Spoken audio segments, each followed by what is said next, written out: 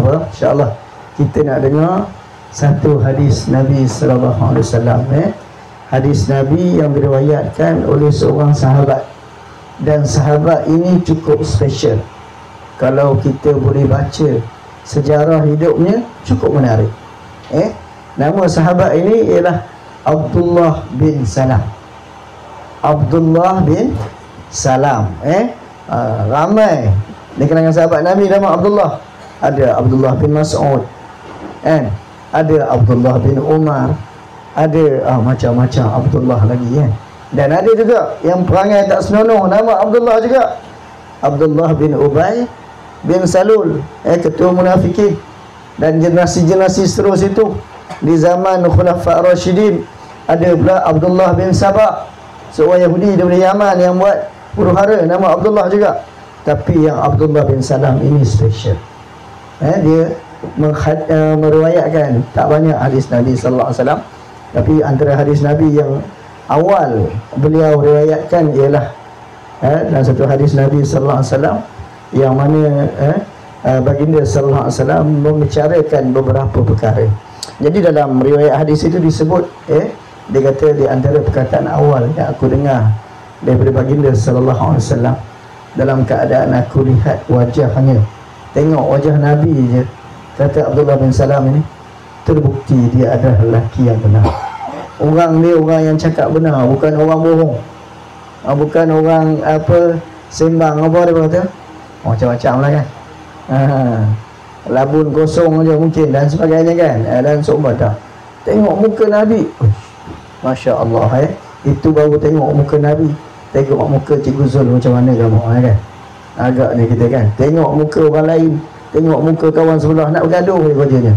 Tengok muka dia, ya Allah, geram dia kerja. Kita tengok, tapi mungkin ada muka-muka orang yang kita tengok, Allah, tenang hati kita, sonok hati kita kan, bawa kita ingat Tuhan. Begitulah sahabat ini, dia tengok muka Nabi, pasti laki ini bukan laki yang cakap kosong, bohong, cakap benar dah. Daripada tengok muka itu.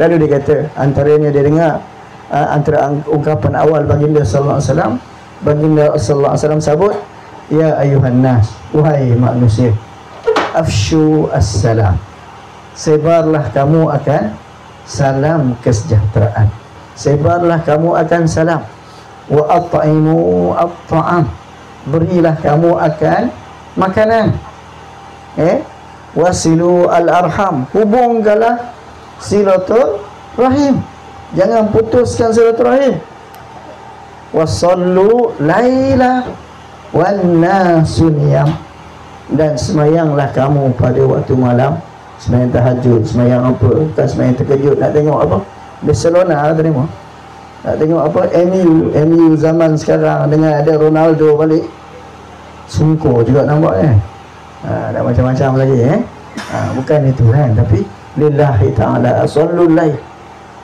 bangun malam dan keadaan manusia niam, tidur, maka Nabi kata apa di ujung tu, fatadkhulul jannata bisalam, pasti kamu masuk syurga dengan penuh kesejahteraan.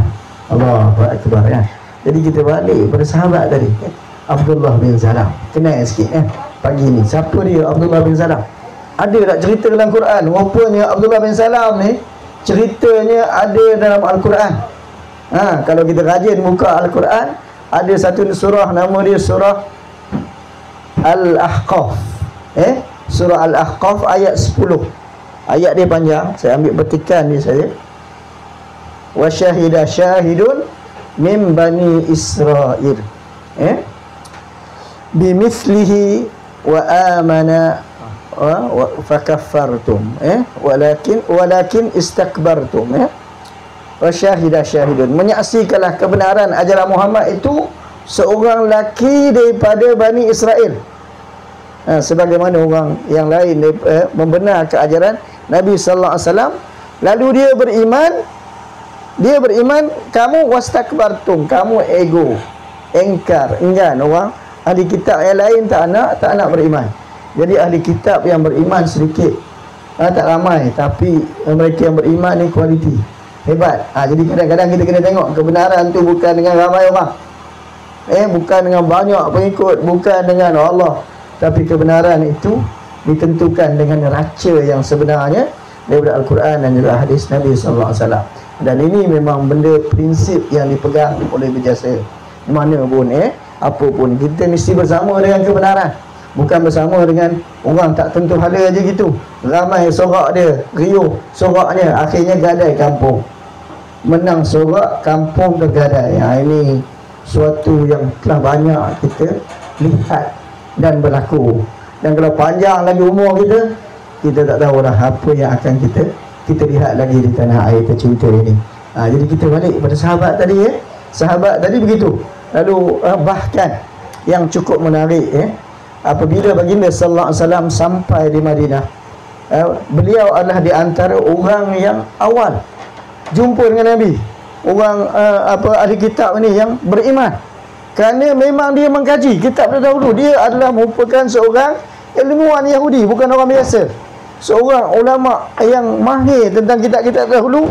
Dia dah kaji dan jelas bahawa inilah dia Rasul akhir zaman. Yang sebelum ini, jahatnya orang Yahudi ni, dia provok orang Arab Madinah tu. Dia provok, dia kata apa? Akan lahir Nabi akhir zaman, memimpin kami untuk bunuh kamu semua. Itu sebelum orang Madinah, orang Ansar dan juga orang Ansar, iaitu orang Aus dan juga Khazraj, jumpa Nabi sallallahu alaihi wasallam dan beriman. Orang Yahudi dah provok dulu, akan lahir Nabi akhir zaman, dia akan mimpin kami untuk bunuh kamu semua, untuk kuasai dunia. Gitu kan Yahudi provok kepada orang Ansar. Akhirnya bila datang orang-orang Ansar pula, orang-orang Muhajirin, Muhajirin pula Ansar lah, betul lah, Aus dan Khazraj. Pagi ni kena sejuk, angin sepoi-sepoi bahasa tu kan, maknanya lain sikit. Jadi cakap peraknya pun agak pekat sikit, piau sikit kan, berkat makan apa jerin ni mana, petai lagi, ada macam-macam chief yang masak sedap. Okey, jadi kalau kita tengok balik bagaimana sahabat ini, Abdullah bin Salam ini, dia adalah di antara qalilun ataupun qalail, golongan yang sedikit di kalangan ahli kitab yang beriman, dan dia memang alim tentang kitab. Dia dah tahu dah sifat-sifat kerasulan itu, kenabian itu. Bani Israel kenal Nabi lebih daripada kenal anak sendiri, tahu sifat dia. Jadi bila diceritakan sifat-sifat Nabi, dia tahu betul inilah dia, this is the right person. Orang parik cakap orang putih, orang itulah, this is the right person, orang paling betul sifat dia. Lalu dia jumpa Nabi sallallahu alaihi wasallam. Permintaan dia ini cukup menarik ni kan. Permintaan dia jumpa Nabi, dia kata dia setuju dan memang dia beriman dengan Nabi sallallahu alaihi wasallam. Cuma dia minta pada Nabi satu. Apa permintaan dia? Jangan iklankan dia dah beriman, jangan bagi tahu dia dah masuk Islam. Sebab apa? Sebab dia pendeta besar, bukannya orang biasa-biasa. Dia adalah orang rujukan di kalangan Bani Israel ni, di kalangan orang-orang Yahudi yang memang top lah, antara the top, bukan orang biasa-biasa. Dia kata pada Nabi sallallahu alaihi wasallam, jangan iklankan dia dah masuk Islam. Kerana kalau orang Yahudi tahu, orang Yahudi bukan sekadar akan marah dan tentang dia, bahkan akan usaha untuk bunuh dia. Lalu dia kata permintaan dia, apa permintaan dia? Sehinggalah satu hari nanti, dia kata bila masanya dah sesuai, Rasulullah sallallahu alaihi wasallam diminta kepada Nabi, panggil semua ketua-ketua Yahudi, pendeta-pendeta Yahudi kumpul satu tempat, dan Nabi minta tanya mereka. Dalam keadaan ketika itu Abdul Salam ada di situ, tapi di tempat lain, bilik lain. Contoh rumah ada bilik lain, perjumpaan di sini, Abdul Salam pergi, Abdullah bin Salam ni duduk kat bilik lain. Lalu kata Abdullah bin Salam, ketika itu kamu tanya kepada pendeta-pendeta Yahudi ini, pemimpin-pemimpin Yahudi ini, apa pandangan mereka terhadap aku? Apa pandangan mereka terhadap aku? Kamu pasti, wahai Rasulullah, akan dengar daripada mereka perkataan-perkataan yang cukup memuji aku, mengagungkan aku, mengangkat nama aku tinggi-tinggi. Allah, dia ni ayahnya dulu Tok Guru, dia pun Tok Guru juga, anak Tok Guru, dan pakar rujuk kami. Macam-macam lah. Semuanya memuji Abdullah bin Salam ini. Tak ada sikit pun nampak buruk dan sebagainya kan. Itu kata apa Abdullah bin Salam kepada Nabi sallallahu alaihi wasallam. Lalu setelah itu dia kata, setelah itu nanti aku akan keluar, aku umumkan, aku beriman dengan ajaranmu berdasarkan kajianku terhadap kitab-kitab dahulu benar. Inilah kerana ikut kebenaran bersama, dan ini jelas dalam kitab-kitab kita. Dia kata, maka ketika itu kamu akan dengar daripada mulut mereka yang tadi memuji aku akan cemuhan, akan perkataan-perkataan bisa yang tak larat nak dengar. Mereka akan kata aku dengan tuduhan yang berbagai-bagai. Inilah pemecah, inilah perosak, inilah penjenayak. Wa kafa. Begitulah seterusnya sampai tahap memang mereka akan usaha untuk bunuh aku. Dan itu permintaan Abdullah bin Salam kan.